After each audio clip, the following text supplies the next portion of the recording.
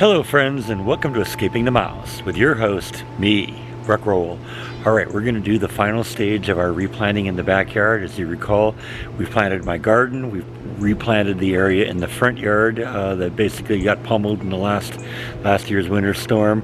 I planted the back corner behind me there last weekend, and today we're going to do this one last spot. So this is the area I'm talking about. You remember I built this area up a year or two ago, and last year I put some Lantana in here, and most of them just didn't make it. A couple of them come back. That one came back. That one there, I don't even think I planted one. I didn't plant one there in between the stones, but that appears to be one there. And then there's this one that survived. Now this one here, there's an interesting story behind it. I don't know if I could kill this one if I wanted to. I know things that have killed other plants in this area have somehow skipped this one over. This plant was here when the previous owners sold me the house, and that was part of the reason that I decided to put the Lantana in there, because I like this plant. Well, this plant survived it when they laid the concrete for the patio, because they were driving back and forth through this area and they kept running over this plant. It survived that. It also survived the winter that killed off most of the other plants in this area. So I don't know, this one must have deep roots or something like that. Maybe that means that, you know, over time these will get to the point where they'll be hardy enough to survive the really cold weather we can sometimes get here. So that's encouraging. But I got to go get some more of these, and we're going to replant this area today, and that means a trip to Home Depot. All right, I'm back from Home Depot, and as I did before, I had 3 different color schemes in the with the Lantana, because the Lantana comes in all sorts of different colors. And last time I had it, I had yellow, orange, and red. This time I've got a couple of these plants that actually have white flowers on them. The actual yellow ones that I've done in the past, those are pretty common. I think that's one of the default values for the Lantana. And then these that have more of the oranges and red.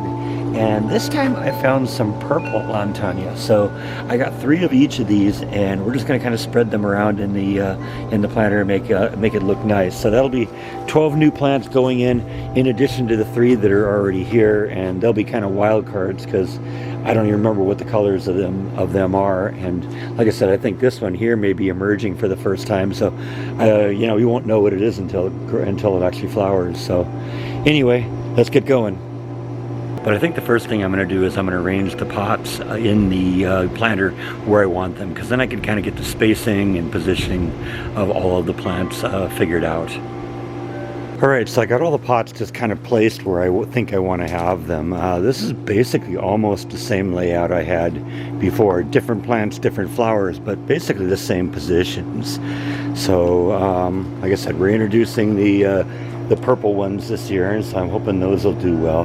But I actually had one more plant this time than I did last time, so that's good. That allowed me to put one in that spot there that didn't have a plant in it before.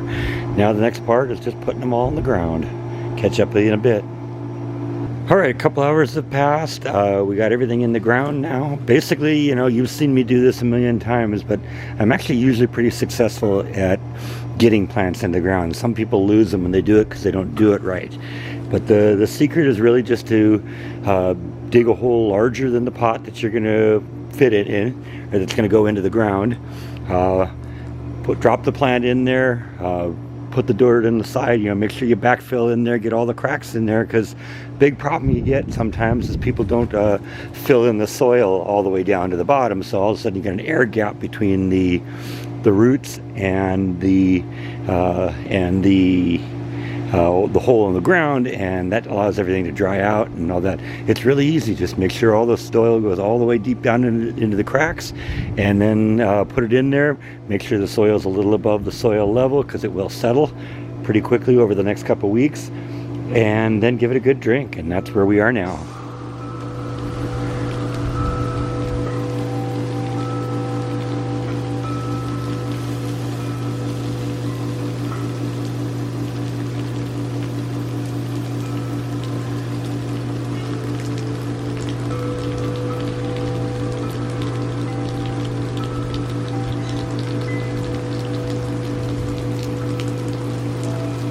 All right, everything's had a nice drink, and I think that pretty much going to wrap up our video for today. So hopefully this is going to last for a while. Can keep this alive this winter if we get another freak storm here going through here.